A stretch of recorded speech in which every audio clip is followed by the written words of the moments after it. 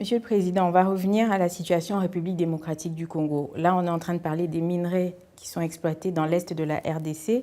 Alors, on va se focaliser sur l'est, justement. Alors, selon OCHA, depuis le début de cette année, plus de 358 000 personnes se sont nouvellement déplacées. Et ils disent que le nombre de déplacés atteint environ 7,1 millions de personnes. Et ça, c'est dû en grande partie au conflit armé dans les Kivu et l'Ituri. Qu'est-ce que vous répondez aujourd'hui aux populations qui vivent dans les camps de déplacés à Mugunga, à Kibati, à Bouimba et qui n'espèrent que rentrer chez eux? Mais c'est déjà de leur donner l'espoir qu'un jour, ces populations rentreront chez elles. Parce que nous mettons tout en œuvre pour y arriver. Je vous ai parlé ici de ma volonté de vouloir le faire par la négociation. Parce que je veux privilégier cette voie, la voie de la paix, parce qu'elle est moins coûteuse d'abord, et puis elle est plus efficace. On ne perd pas de Mais elle est plus vie longue. humaine. Les gens continuent à vivre sous des bâches, sous la pluie. Elle est beaucoup plus longue, oui, et ces gens, nous ne les laissons pas, parce que dans la mesure du possible, le gouvernement leur apporte les moyens dont ils ont besoin. Ça ne suffit pas, c'est vrai. Et je profite peut-être de l'occasion pour remercier aussi les autres pays et organisations qui ont aussi apporté de l'aide à ces victimes. Mais nous leur disons tout le temps d'espérer dans ce que nous faisons. Parce que notre détermination est sans faille. L'objectif, c'est de ramener la paix et de ramener toutes ces populations chez elles. En Ituri, en ce moment, il se passe de très très bonnes choses. Tous les groupes armés se sont déjà rencontrés. Ils ont signé ensemble un mémorandum dans lequel ils se sont engagés à faire la paix. Et si tout va bien, d'ailleurs, je vais m'y rendre à la mi-mai, en tout cas au début de ce mois qui arrive, de mai, pour m'en rendre moi-même compte, leur parler et sceller cette paix ensemble avec toutes les communautés. Donc là, ce sera déjà quelque chose de gagné. Les populations pourront rentrer. Et d'ailleurs, il y a des organisations internationales qui se proposent déjà à aider, comme l'OIM, l'Organisation internationale des migrations. La Banque mondiale aussi va nous accompagner avec quelques moyens.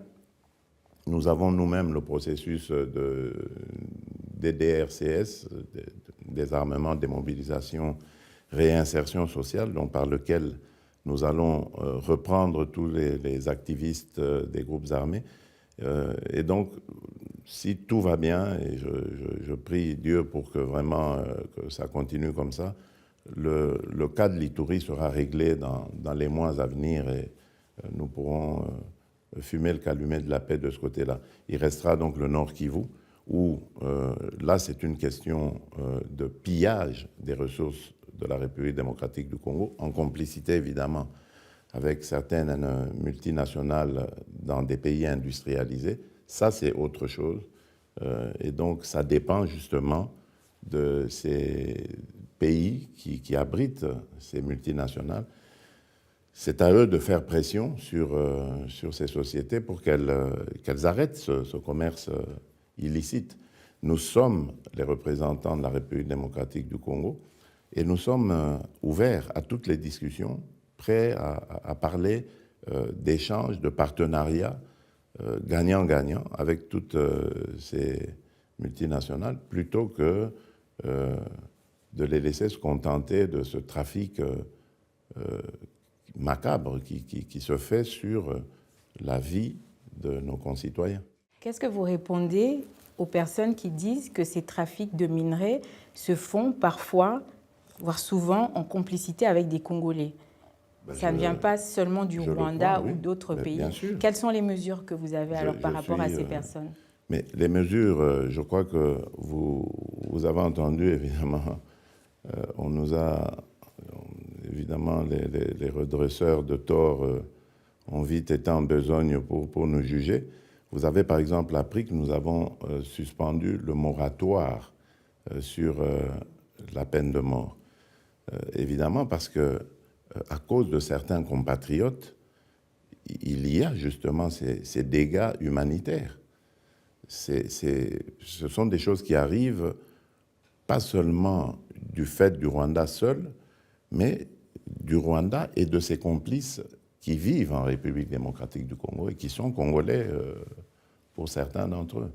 Et donc, c'est pour ça que nous brandissons, nous avons rétabli justement cette sanction pour les dissuader, parce que le premier objectif, c'est d'abord de les dissuader. Mais s'ils s'entêtent, eh ben, la peine de mort s'appliquera à eux.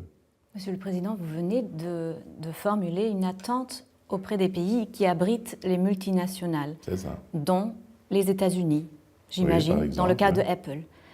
Donc, qu'est-ce que vous attendez exactement? Quelle forme de sanction, quelle forme d'influence devrait mettre le gouvernement américain?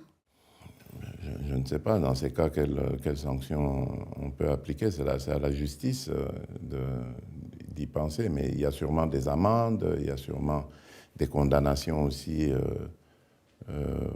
pour complicité de crimes, et voilà. Donc, je n'attends pas de sanctions précises comme telles. Je sais que ce sont des pays où la justice est libre, indépendante et efficace, et qui peut, cette justice, dissuader ce genre de trafic. Et surtout que les autorités congolaises sont prêtes à discuter justement de manière ouverte d'un partenariat pour exploiter ces minerais dans un modèle gagnant-gagnant. Vous savez, moi, j'ai justement, à cause de tous ces malheurs que nous ont causés ces richesses, voulu capitaliser cela en disant nous devons cesser d'être une terre d'extraction tout simplement. On nous prend nos minerais, on va les transformer ailleurs et on vient nous revendre les produits finis. Nous voulons développer nous-mêmes la chaîne de valeur au Congo, le plus loin possible qu'elle puisse s'étaler. Et ensuite, c'est dans des partenariats pareils que c'est pour ça que j'appelle ça gagnant-gagnant, parce que ça ferait que nous allons pouvoir lutter contre la pauvreté en créant des emplois, en créant de la richesse, et en même temps avoir des partenaires qui, eux aussi, vont pouvoir se retrouver dans ce partenariat. Donc, par exemple, Apple négociera directement avec la République démocratique du Congo. À quoi ça sert de négocier avec un vulgaire voleur qui, en plus, fait ce trafic au prix du sang, en tuant les Congolais? Donc, les téléphones que vous avez ici dans vos pays contiennent le sang des Congolais. Et comment est-ce que juger le mémorandum d'entente qui était conclu entre l'Union européenne et le Rwanda au mois de février pour favoriser le développement des chaînes de valeur durables et résilientes pour les matières premières? Comme une prime faite à la guerre et au pillage, tout simplement. Parce que je vous dis, il n'y a pas 1 gramme de ces minerais dans le sous-sol rwandais. Pas 1 gramme. Tout est pillé en République démocratique du Congo. Je vous ai expliqué de quelle manière ça arrive au Rwanda. C'est estampillé par une ONG qui valide le fait que ce soit des minerais rwandais et propres, et c'est expédié justement vers ces entreprises-là. Ça, c'est scandaleux. Que l'Union européenne valide un tel marchandage, un vil marchandage, c'est dégoûtant. Et je félicite la Belgique parce qu'au moment où cette décision est arrivée de l'Union européenne, je suis passé par la Belgique. Je m'étais évidemment plaint de ce que la Belgique, membre de l'Union européenne, ait aussi participé à cela, mais je félicite le gouvernement belge parce que le Premier ministre m'avait expliqué que la Belgique a émis des réserves sur ce mémorandum et a exigé qu'il y ait une traçabilité désormais. Donc, dans ce qu'ils vont faire avec le Rwanda, qu'il y ait une traçabilité de ces minerais. Et vous verrez qu'à cette occasion, nous allons découvrir que ces minerais ne viennent pas du Rwanda. Et donc, si l'Union européenne ne s'adapte pas, est-ce que vous chercherez d'autres partenariats et où? Si l'Union européenne ne s'adapte pas, ça veut dire que l'Union européenne favorise le pillage des ressources minérales de la République démocratique du Congo, et le problème se posera à l'Union européenne. Donc je n'ai même pas besoin de prendre une décision quelconque. Je reste ouvert. Moi, je n'ai pas besoin de condamner l'Union européenne. L'Union européenne compte plusieurs pays qui sont amis de la République démocratique du Congo, l'Allemagne, la France, la Belgique, la Hongrie. Je vais m'y rendre d'ailleurs dans quelques jours. Donc je n'ai pas à condamner ces pays-là. Je sais que si ce mémorandum, ce MOU se confirme, et confirme donc la prime donnée à ce pillage, ben, il se posera un problème ici dans l'Union européenne, et je fais confiance à l'opinion d'ailleurs des Européens. Ils vont s'occuper de leurs décideurs. Mais Monsieur le Président, vous n'avez pas l'impression que dans la balance, justement vous parlez de prime, c'est un mot quand même assez fort, vous n'avez pas l'impression que dans la balance, le Rwanda pèse un peu plus que la RDC? Dans la balance de quoi? À l'international, si vous parlez d'une prime, si on leur a donné à eux une prime, est-ce que vous n'avez pas l'impression que votre pays ne pèse pas assez ou ne fait pas assez? Non, pas du tout. Je crois qu'évidemment, notre pays a été absent pendant longtemps de beaucoup de rendez-vous, et cela nous a évidemment valu d'être, j'allais dire, un petit peu dépassé sur le plan du lobbying diplomatique, parce que le Rwanda, avec son leader, qui est un fin manipulateur, a réussi à faire croire qu'en fait, qu'il était en danger, que ce danger provenait de la République démocratique du Congo, et que pour cela, il avait besoin d'envoyer son armée en République démocratique du Congo, parce qu'il y avait des FDLR qui menaçaient constamment sa sécurité. Mais en réalité, à côté de cela, il pillait les ressources. Et comme au Congo, en ce moment-là, ben, il n'y avait pas, je vais le dire très clairement, de dirigeants capables de pouvoir dénoncer cela, évidemment, le Rwanda en a profité.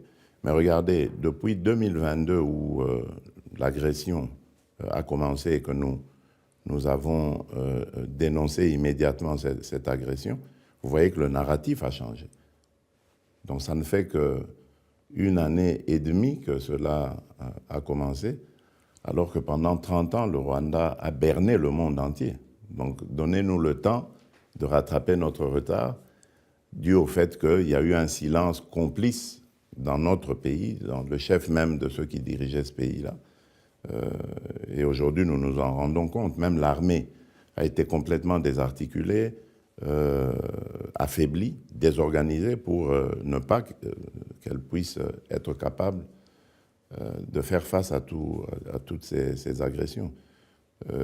Toutes les opérations de brassage, mixage qui suivaient les crises qu'il y avait étaient justement des occasions pour infiltrer notre armée d'éléments rwandais qui ensuite allaient créer des désordres dans le pays. Tout cela, nous le savons. Nous sommes en train de le démanteler, mais donnez-nous le temps de le parachever, parce que ça a mis du temps à se faire, et il faut le défaire maintenant. Et sur qui est-ce que vous mettez votre espoir pour un processus de réconciliation, un processus qui va vers la paix, que vous avez dit, vous voulez la paix aussi pour les gens qui vivent notamment à l'est de votre pays. Sur qui est-ce que vous mettez l'espoir? Si vous dites que de Paul Kagame, ce que vous dites de lui, Qui est pour vous la personne qui pourrait... Celui ou celle qui viendra après Paul Kagame. Il n'est pas éternel. J'espère qu'après lui, il y aura un chef d'État qui pourra comprendre le sens et le bien fondé de vivre en paix avec ses voisins. On revient en République démocratique du Congo. Vous avez récemment nommé une femme. C'est pour la première fois que la RDC a une femme Premier ministre. Beaucoup d'attentes de la part de la population, beaucoup d'attentes de la part de plusieurs personnes, mais le gouvernement n'arrive toujours pas, Monsieur le Président. Oui, il va arriver. C'est vrai que nous avons un système qui est assez, j'allais dire, vétuste, ou pas bien ficelé en tout cas. Parce que figurez-vous, aujourd'hui, nous sommes une majorité, nous constituons une majorité. Donc normalement, la composition d'un gouvernement ne devrait pas tarder. Mais regardez le temps qu'on a mis déjà au niveau de l'Assemblée nationale pour avoir un bureau, et nous ne l'avons pas encore. Donc c'est programmé pour début mai, maintenant. Mais on a mis un temps fou à le faire. On n'a même pas encore le Sénat. Donc je crois qu'il y a un problème avec notre Constitution. Il faudrait faire des réformes pour qu'on ne perde plus autant de temps à constituer un gouvernement. Les élections ont eu lieu fin décembre. Mon investiture a eu lieu le 20 janvier. Donc normalement, dans la foulée, on aurait dû commencer le travail. Mais on a perdu des mois à tout cela. La première ministre est là. Elle est déjà très active. Elle a reçu toutes les personnalités des secteurs de la vie publique nationale. Donc, elle est prête, son programme est prêt, mais nous attendons que tout se mette en place parce que son gouvernement ne sera validé que par l'Assemblée nationale. Après, et donc, pour une prochaine fois, ça serait avec une autre constitution. Enfin, nous, en Allemagne, on connaît très bien la situation de former un gouvernement avec des partenaires. On a beaucoup d'expérience, donc c'est possible. Mais pour vous, ça serait la solution moins souhaitable par rapport à un changement de la Constitution ? Je n'ai pas très bien compris votre question. Désolée. Oui.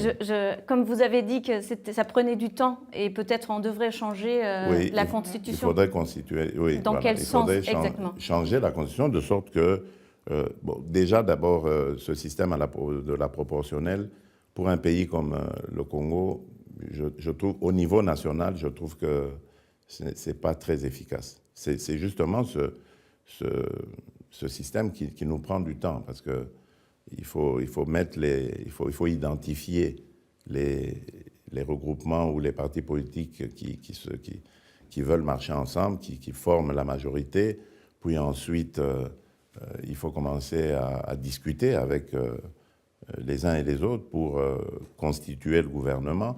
Mais c'est du temps, c'est énormément de temps que nous prenons. Tandis que si nous avions un système majoritaire, le parti qui gagnait allait directement commencer le travail parce que il est déjà en son sein organisé pour prendre les affaires. Et ici, nous sommes un conglomérat de regroupements, de partis politiques. Il faut déjà s'identifier comme étant du même bord politique et ensuite commencer des discussions entre nous. C'est trop de temps. C'est une constitution qui a été pensée et présentée aux Congolais après un long moment de conflit. Donc c'est une constitution post-conflit. C'est normal. À ce moment-là, on craignait évidemment que certaines parties au conflit puissent retourner encore dans des guerres. Et donc, on a voulu un peu faire une sorte de mosaïque pour que tout le monde puisse participer à la gestion du pays. Mais aujourd'hui, je crois que c'est dépassé. Nous sommes... la guerre intercongolaise, elle est loin, elle est dans le passé. Il faut maintenant regarder les choses en termes de développement de la République démocratique du Congo. Et ça, c'est le temps. Donc, on n'a pas de temps à perdre, il faut aller vite. On n'a pas de temps à perdre, nous non plus, et vous non plus. On va vous libérer. Merci beaucoup. Merci, Monsieur le Président. Merci à vous. Merci à vous aussi. J'espère que la prochaine fois que je vais vous voir, on pourra parler plus du développement de la République démocratique du Congo et moins de nos malheurs, surtout du drame humanitaire que nous vivons en ce moment. Et que j'aurai le plaisir de vous dire ce qui aura été réalisé alors à ce moment-là comme performance dans mon pays. Merci.